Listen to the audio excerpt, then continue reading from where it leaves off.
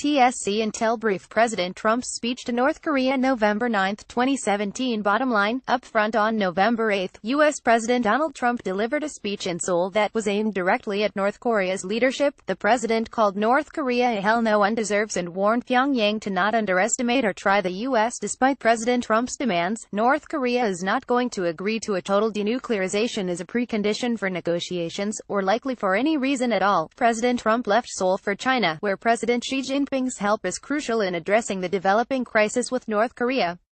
On November 8, U.S. President Donald Trump delivered a sharp message to North Korea, in a speech before South Korea's National Assembly. Whether the speech can generate momentum towards a peaceful resolution of the North Korean nuclear crisis, or even a lessening of tensions, is unclear.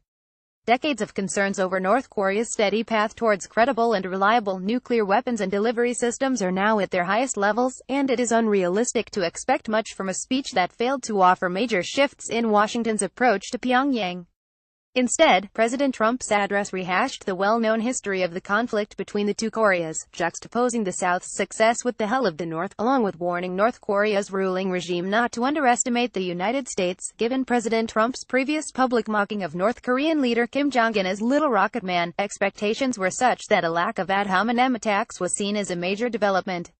In addition, President Trump made no overt threats to launch a unilateral preemptive strike against Pyongyang, which in the current environment of overheated rhetoric on all sides, counts as a diplomatic olive branch. However, there were some diplomatic sparks.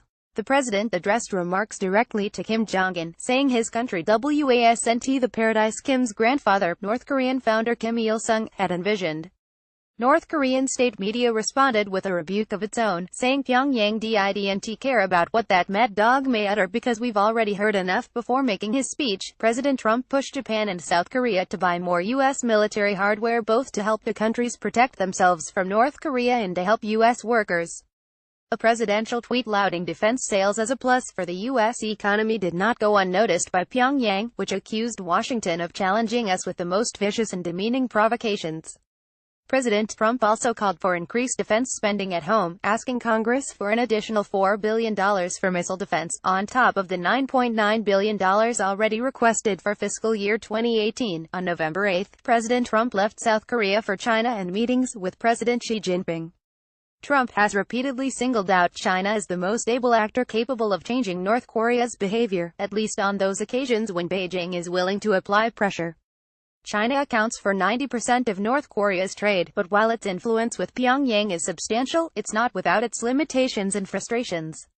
President Trump's demands notwithstanding, it is difficult to overstate just how committed the North Korean regime is to developing a nuclear program as a permanent deterrent against the regime change plots it fears. Meanwhile, China's main goal is to avoid a North Korean collapse, either through a war between Washington and Pyongyang or economic sanctions that would further devastate North Korea's economy.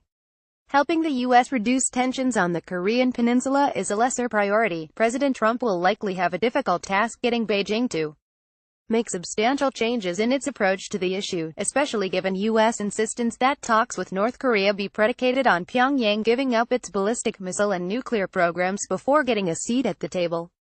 For tailored research and analysis, please contact info@thesufincenter.org.